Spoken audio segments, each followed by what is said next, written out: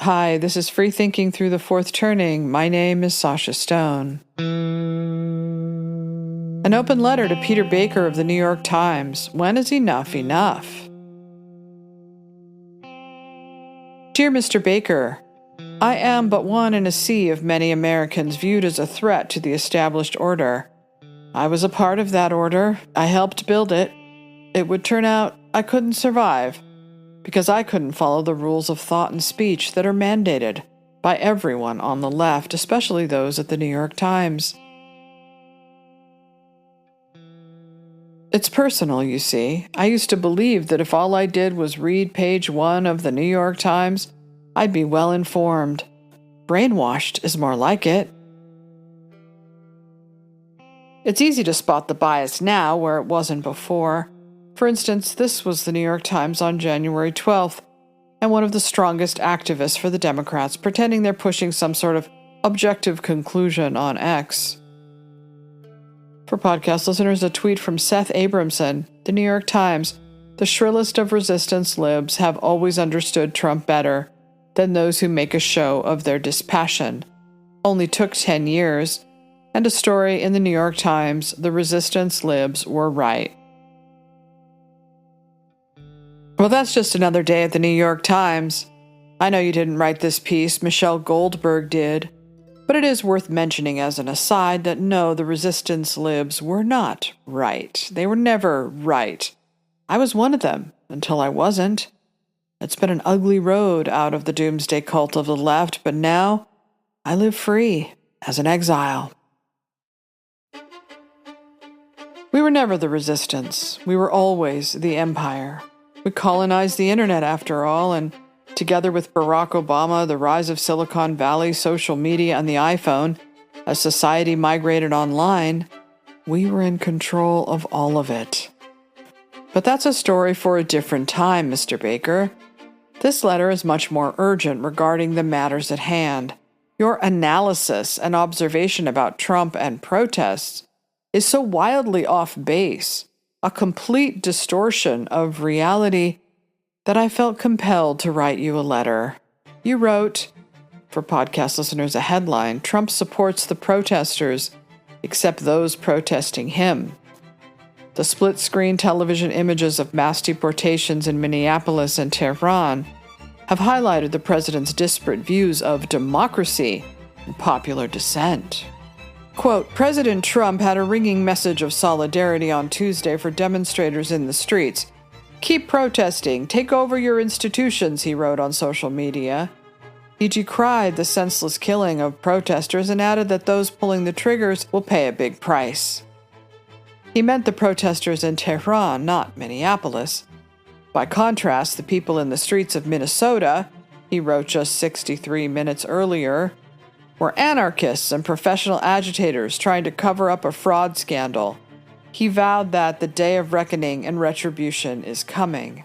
The eruption of protests on opposite sides of the planet at this moment in history has brought Mr. Trump's views of democracy and popular dissent into stark relief. The situations in Iran and Minnesota, of course, are different and complicated. But the president's rule of thumb seems simple enough. Those who take to the streets supporting a cause he favors are laudable heroes. Those who take to the streets to oppose him are illegitimate radicals. End quote. I read this and my jaw dropped open, Mr. Baker. Where have you been for the past 5 years as we watched a split screen of protests in the summer of 2020 and then on January 6th? Are you actually saying that you at the New York Times and anyone on the left saw these things as comparable? Democracy and popular dissent in stark relief. Boy, I couldn't have said it better myself. Tell me this is satire. Tell me you do not live in such an isolated bubble that you can't possibly see the blatant hypocrisy here. The treatment of these two events was very different and will be written about in opposite ways in history books forever.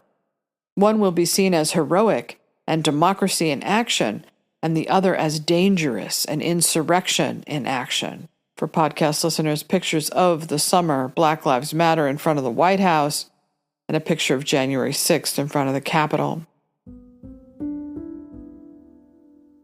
People like me were pulling our hair out, not because we would justify the riot at the Capitol, but because all of you said nothing about what happened in the summer of 2020, a year that broke America and broke me. It wasn't only your paper that lied that Trump incited a mob to storm the Capitol and that it was a threat to democracy. That narrative was pushed by every legacy media outlet, with no kind words for the protesters who were also doing what protesters do, getting angry and having their voices heard by a government and a culture that had demonized them, dehumanized them, and abandoned them, Trump included. Podcast listeners, a montage of headlines. Trump incites mob. Insurrection Day, assault on democracy. Incited by Trump, mob halts count. Trump incited mob storms the U.S. Capitol. The Democrats put up a green zone-like fence around the Capitol.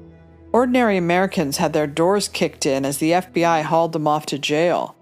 Anyone who even attended the mostly peaceful protests on January 6th was called an insurrectionist and election denier, and anyone who dared to question the 2020 election or who voted for Trump was inspected under a microscope by you all, or insurgent terrorist.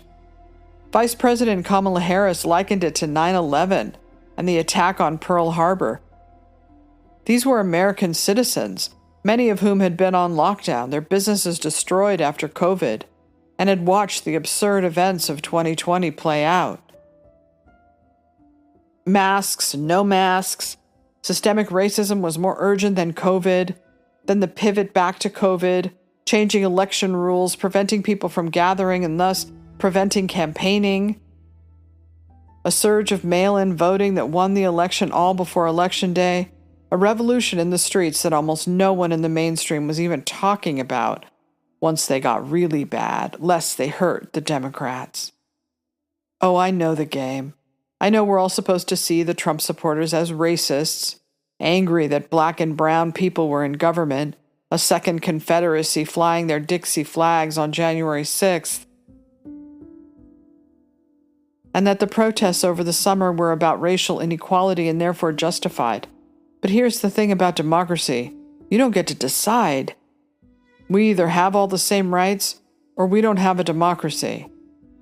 There was nothing in your coverage or the Liz Cheney show trial that was in any way fair to the Americans who protested that day, and even to Donald Trump, who had a right to have their voices heard. No, they didn't have the right to riot.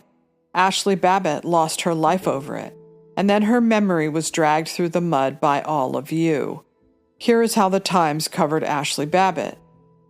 Quote, "For far-right movements, Ashley Babbitt is now a rallying cry. Far-right and white nationalist groups online are holding up Miss Babbitt's death as proof that they have been wronged." And another story from the New York Times, inside the deadly Capitol shooting.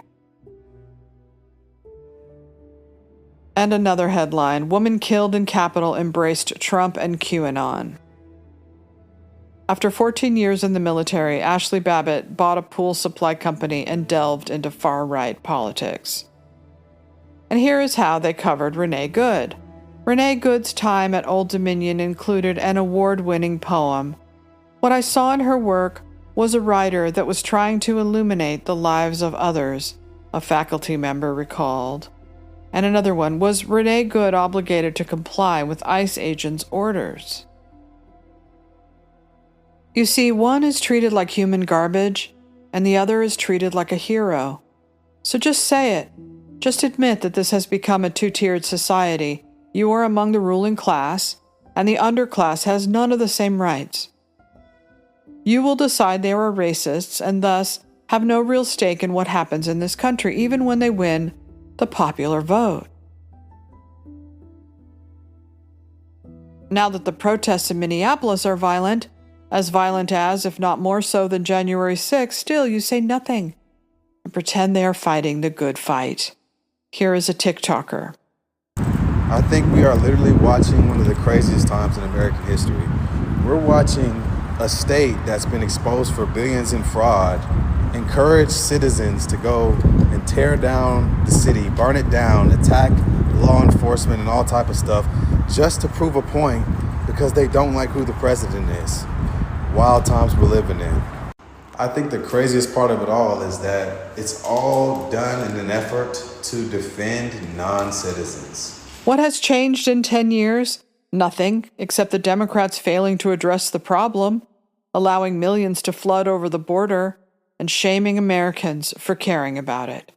Here is another TikToker. Isn't it funny how Black Lives Matter? Until it comes to this black life right here. See, this woman's name is Dakara Thompson, and I bet you've never heard of her before. That's because she was killed last year by an illegal immigrant. Her killer, Hugo Hernandez Mendez, 35 of Bowie, was charged with first and second degree murder for the death of Dakara Thompson. You see, Dakara was brutally raped and murdered by Hugo Hernandez, which ICE confirmed he was an illegal alien from Guatemala. But it's crazy because I didn't see any national protests about this. I didn't see any riots. I didn't see cities burning to the ground over this. This was a tragic, senseless act of murder by somebody who wasn't even supposed to be here. And while people are too ashamed to admit it, most people are happy that ICE is out there kicking out people who do not belong in this country. Don't worry, BLM. I'll take the torch for you. I will make sure that we say her name, Dakara Thompson.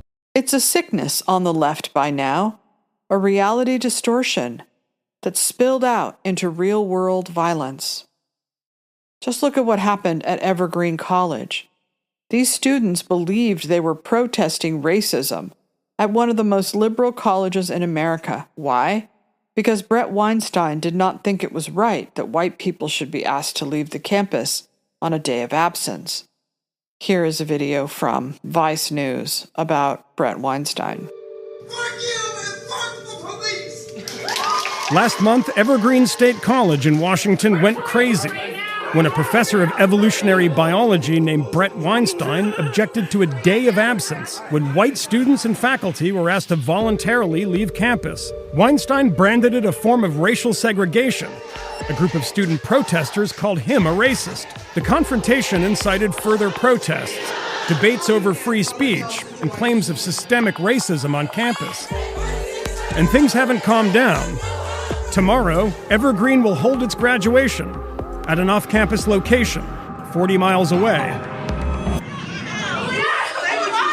Would you like to hear the answer or not? No!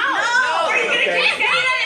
This is the video, viewed by millions, that put Evergreen State and Weinstein in the national spotlight. This is not a discussion. You have lost that one. This is not a discussion. You've lost that one. Yeah, you've lost that one. So what are they doing here if they don't want to talk to you? Well, this is part and parcel of their central mode. They're just simply shutting down somebody that they don't want to hear from. I am not interested in debate. I am interested only in dialectic, which does mean I listen to you and you listen to me. Weinstein has taught at Evergreen State for 14 years. He describes himself as deeply progressive, but has been denounced as a racist tool of the alt-right by some students and faculty. Weinstein objected to the day of absence in a formal protest email to colleagues, arguing that, quote, one's right to speak or to be must never be based on skin color. Calls for his resignation followed. By virtue of the way they constructed this, you were making a statement by being on campus that you were not an ally. And I feel like I am an ally to people of color in their attempt to gain equity. Do you have any sense at this point of why they want you to resign? Well, they think that I'm a racist. Because if you stand up against one of these things because you think it's ill-considered, that you will be branded as a racist. We are here to support, and we want to dismantle anti-blackness campus-wide. We just wanted to be like, until you're accountable for these actions, you don't get to teach students at Evergreen. You don't get to spread this problematic rhetoric and instill it in students. Yes, you're disrupting my class. So at this point, we would like Bret to be fired.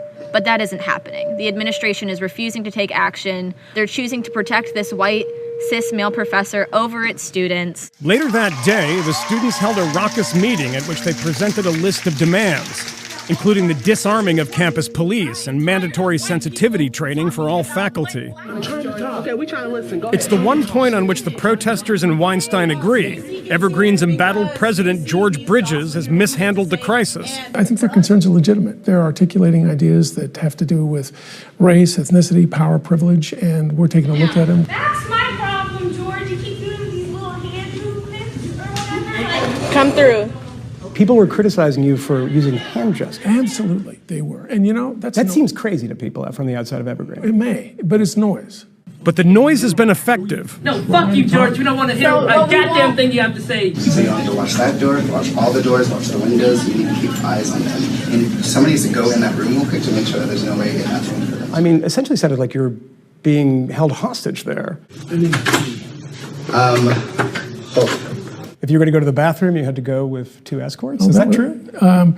That's what the students felt was true. I was going to go to the What do you mean bathroom. that's what the students Well, felt that's what they said. If you want to go to the bathroom, I was going to go to the bathroom regardless, and they wanted to escort me. I felt very safe there. Why what? Why did they want to escort you to the bathroom? I don't know.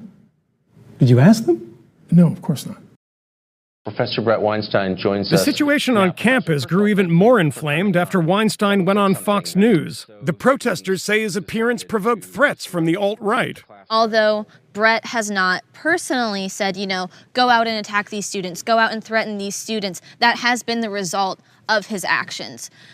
He has incited white supremacists and he has validated white supremacists and Nazis in our community and in the nation. And I don't think that should be protected by free speech.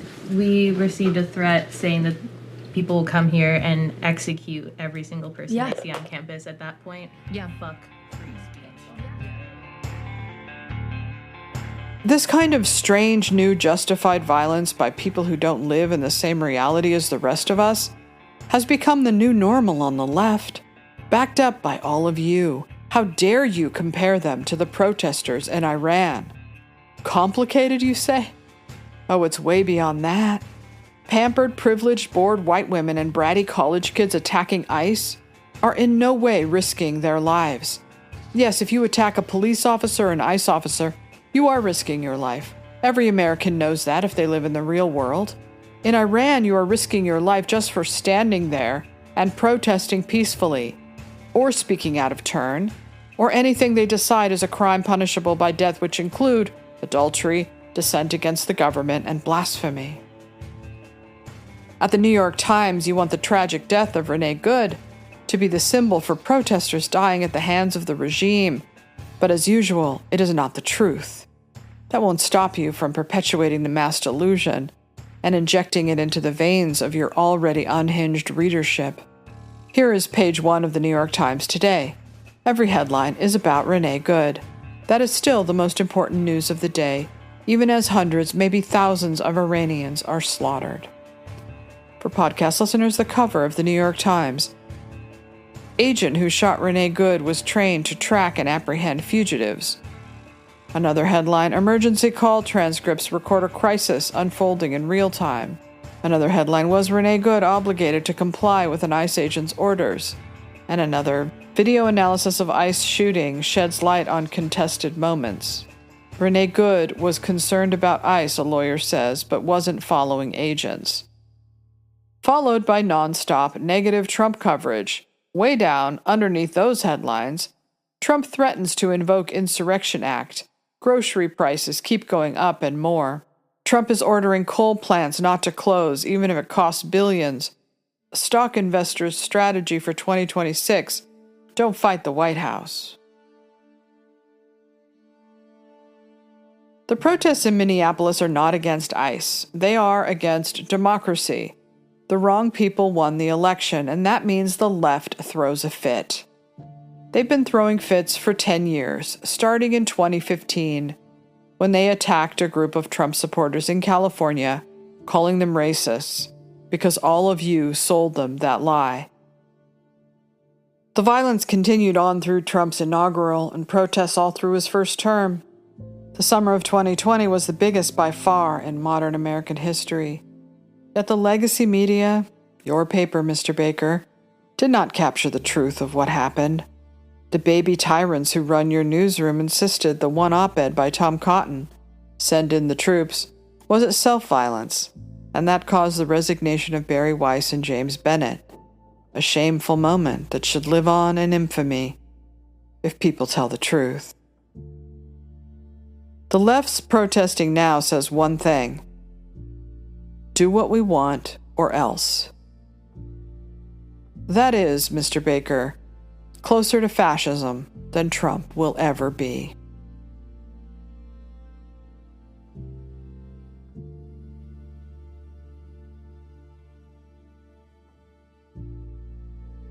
Thank you for listening to my podcast, sashastone.com. And if you like my work, you can become a paid subscriber or leave a tip on the main page, or you can write a review on iTunes or wherever you get your podcast. Hope you have a great weekend, and remember, to thine own self be true.